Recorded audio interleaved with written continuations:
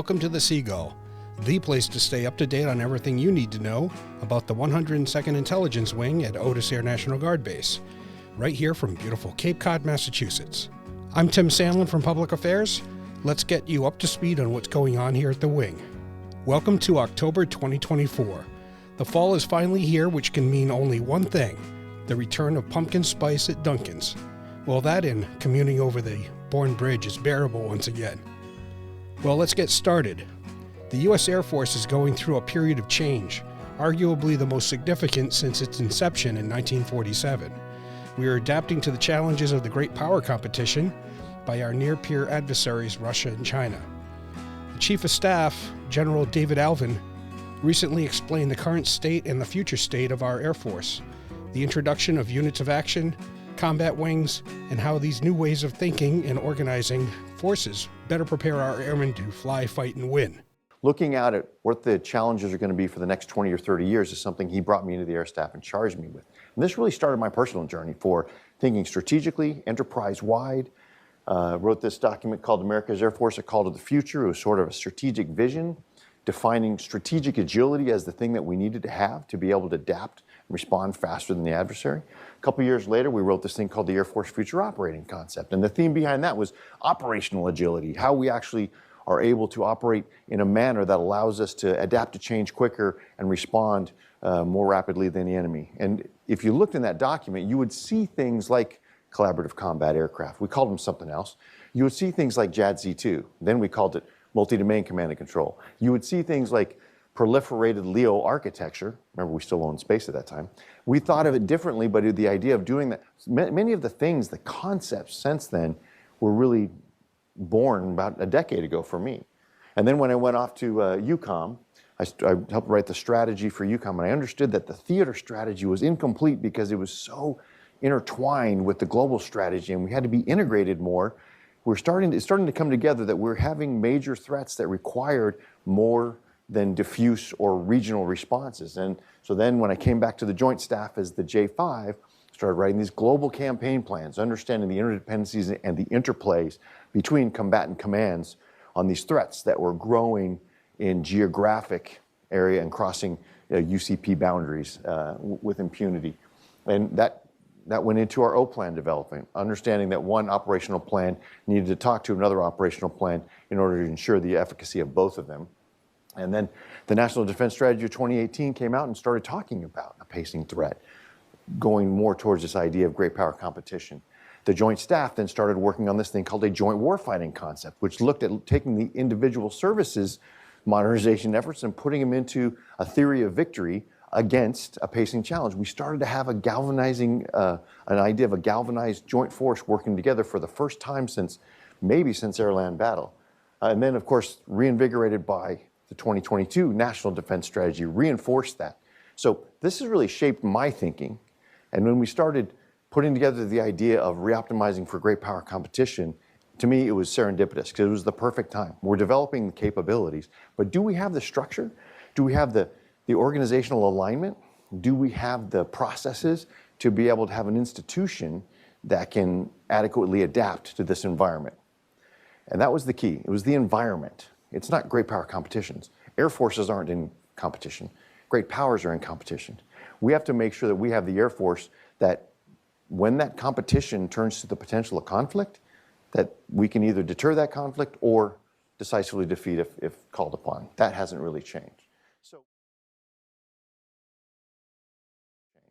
So when we think about it, what is it about this environment that we need to adapt to? In my thinking, I go back to the last time when we had sort of great power competition. And the reason why I think it's more challenging for us today is because if you think about it, in the Cold War, we had a mindset. We understood the Soviet doctrine. We understood their capabilities, and we were galvanized as a force, understanding a common target against which we were building our capabilities. We were developing our people. We were generating readiness, was against that single threat. And then a seminal event happens. The wall falls down, and it's cascading events, and the Cold War is over. And we're in this unipolar moment, an aberration in history, where we're dominant over just about any of the instruments of power without a clear adversary against which that we have to align our national security. And then after that unipolar moment, we get sort of somewhat surprised, another seminal moment that snapped the country, the world, into an awareness that we're in a different environment post 9/11. Asymmetric capabilities can actually threaten us in a way we hadn't seen before. So these two seminal events were sort of the catalysts that drove us to adapt to a new environment. But here's the challenge. We haven't had that catalyst. There hasn't been this seminal event from the counter VEO time until now, but I'll tell you, we're in that environment. And so the challenge of our time, I think, is to be able to understand that, and absent some catalyst, to be able to pierce through the fog and the opaqueness and say, this is the environment we're in. We need to wake up and we need to adapt. That was the impetus for us as the Air Force looking to do this reoptimization for great power competition. The most coherent units that we normally deploy with are maybe an operational flying squadron and maybe the maintenance squadron that goes with it. And they will deploy from a couple of bases. They'll meet over this now mature installation over the Middle East because we've been doing it for over 2 decades. And the rest of the combat support elements, all those that make up the rest of it, will join in on them and meet in the theater. Why? Because we've been doing the same thing over and over for 20 years. It's a mature mission, it's a mature theater, and so we don't want to break the bases at home. So we'll take a couple from here, a couple from there, a couple from there. And we don't get punished for it because we can execute the mission that way and we don't break the base. And we manage our operations tempo individually like that. That's not going to work in the area of great power competition. If you have to pick up and go on short notice and execute combat power at scale in a contested environment, you can't do it by meeting your fellow airmen in the theater and saying, hi, nice to meet you, let's go to war. That's not how you need to do it. The way we need to do it, this is where we're transitioning to in our projecting power in great power competition, is having deployable combat wings back to the unit equipped with everything it needs to pick up and go and command and control a different way into a contested environment, into an environment where you may be under threat, you may be under fire. You have to know how to do all of the joint warfighting functions, protection, movement, maneuver, not just go to a mature theater and execute the air tasking order.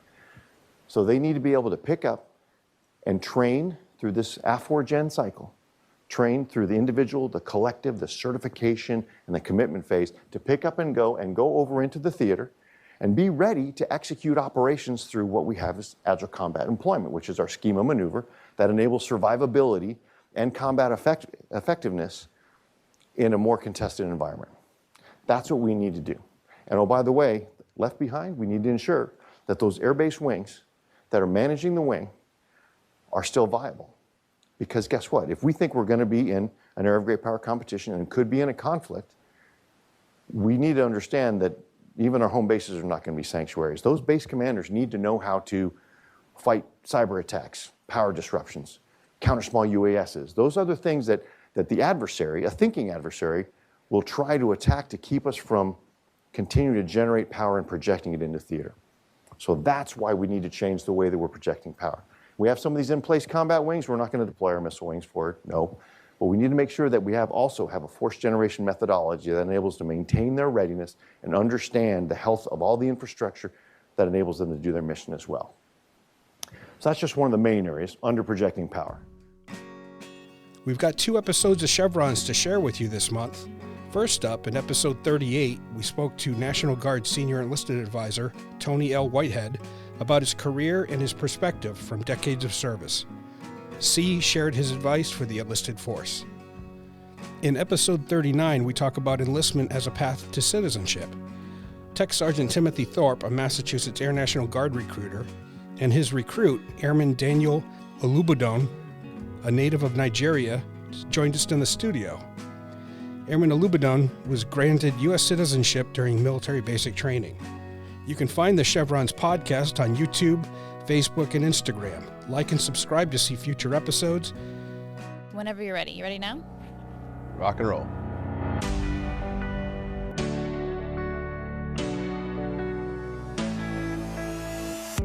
Don't be mediocre. You know as well as I do when you're standing in front of people that are not giving their best. Don't let that become the example for you. We can all find people that can teach us how to get by or how to get over, but we need people in our life that know how to teach us how to get ahead. And you need to be able to live that example, and that goes to the educate, empower, and execute piece. But when you're in the presence of mediocrity, get away from it. And every now and again, look in the mirror, and if you're being mediocre yourself, you may need to get that pep talk from you or from somebody you know that'll tell you the truth. Don't be mediocre. Don't be afraid of ambition. Ambition is extremely important to me because, when you think in terms of ambition, some people will tell you you need to slow down. You've done too much or you're going too fast. And the reality is, if you're doing it for the greater good and you're taking people along with you for the right reasons, that's the direction you need to go, because our organization needs that. And if we don't get that, we won't have those leaders that understand that we have got to continue to press forward. We can't go steady as she go. Steady as she go means that there's somebody still driving the ship. And those driving the ship needs to be the people that understand that we do what we do for the greater good, and you have to be ambitious to do it. Ambition is not a bad word as long as it's for the greater good. And then, of course, understand and employ emotional intelligence.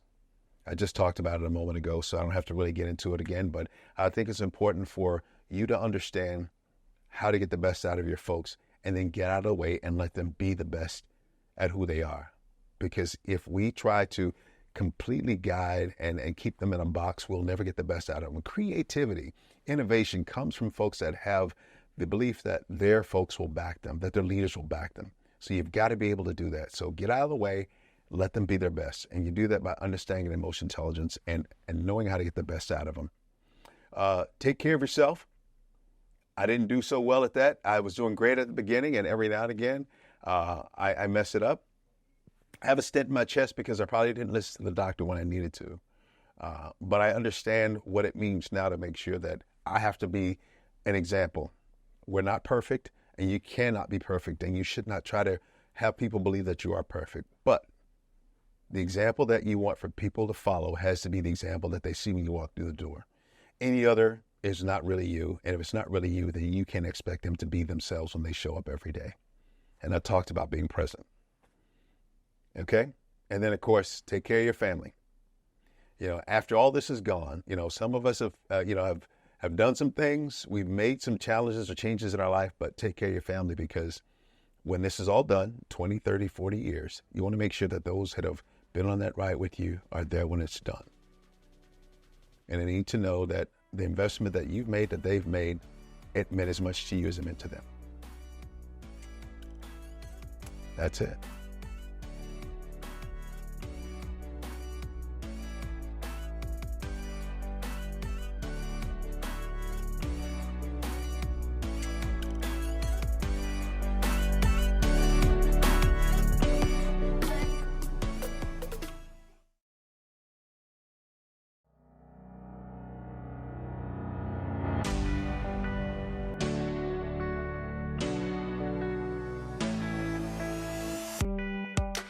What are the benefits of gaining your citizenship through enlisting? It's immediate. Right, as soon as basic training is over, there's a ceremony, and then I don't know as far as the actual paperwork on the back end, but they help you down in basic, I believe, correct? Yes, sir. You were right. So when you get down there, it's around week 2 or week 3. You go down to one of the offices and you fill out your application out. They do pretty much. It's like I said, it's pretty immediate. Like by week 5, week 6, you already did you did your interview, and when you finish if you pass your interview, it's like right there you raise your hand and you take the oath and you become a U.S. citizen. What was that experience like? That happened at Lackland during basic training? Yes, ma'am. And that I wasn't expecting to raise my hand straight up. Immediately. Take the. I'm like, okay, well, now I'm a U.S. citizen. It's like, okay, they asked me they asked you a couple of questions on the U.S. citizenship test, and which you have the resources. We get the resources too. You get the list of the questions, and also on our little tablet that we're given at basic training to actually study our word knowledge stuff. There's a section there where it's interview questions for people that actually are doing the citizenship process, and you pretty much just practice and test on your own. So I would say it is easy, it is fast, but it's also dependent on the individual as well. If you want it, you gotta put some work in. If you you gotta study on your own, because the MTIs, no one is gonna hold your hand to study. It's gonna be up to you to study. So they will help you out to the point of the interview, And if you bump the interview, that's unfortunate, but it's hard not to really what's called bump it, because you have the resources in front of you, and you have studying, and again you have your airmen to your left, to your right, your wingmen that are actually willing to help you. I remember I was a little bit scared of the interview, and I had over 20 airmen like all gathered around me, like, you know what, we're gonna start asking you a question. Answer the question. It's like that camaraderie itself is like it's really hard to do so, and you get an interview, you take the oath, but just one thing is the oath is dependent on what's it called, the last day of training. So just because you take the oath doesn't mean you're a citizen officially until you get the nationalization paperwork given to you, which is like on the day of graduation. So if, for example, the recruit decides to quit after taking the oath, that citizenship it's gone. They're not going to be U.S. citizens, because what's it called, it's dependent on them completing basic training, actually graduating basic training. So on the graduation day, you guys get to do a little walk. They get to go out first, and they kind of march in a single file, in a single line. They do a left face, and kind of like they march this way and they face this way, like everyone's facing this way, and they go through every person on the line and like call your name, where you're from. You just kind of do a little one step forward and stand right there. And after the end of everything, they right face you guys. So from here now to here, and you guys pretty much march out back to your flat. So that is, I was a little bit shocked because I was like, he told me I got to march in front of this amount of people and in this group, like in this little thing, like. But it was really awesome. It was amazing. Awesome experience, and I wouldn't trade it for anything else. So I was fortunate enough to be down at Lackland back in May for advanced recruiting training, and they took us to a graduation. And from my own graduation 11 years ago, like there are things that you just remember, like they're ingrained in you. Ray Charles singing, like that's the one that's always like right here. And after seeing that ceremony for the graduation that I was at, like there's a new like top tier. Like it's just, it puts such a huge like just lump in your throat as far as the vastness. And again, like when you're among the sea, you have no idea because you're just a drop in the bucket. But when you actually get to be in the stand and you see the vastness, all the different flights, how many people are completing this training in this 1 week out of the year. But then among all of them, there's all of these individuals who are equally getting their citizenship on top of this big day. Like it's a really cool experience, and more so I guess for the members who are already in, like if you can go back and see it, go back and see it just to get that inverse perspective, because it's unbelievable.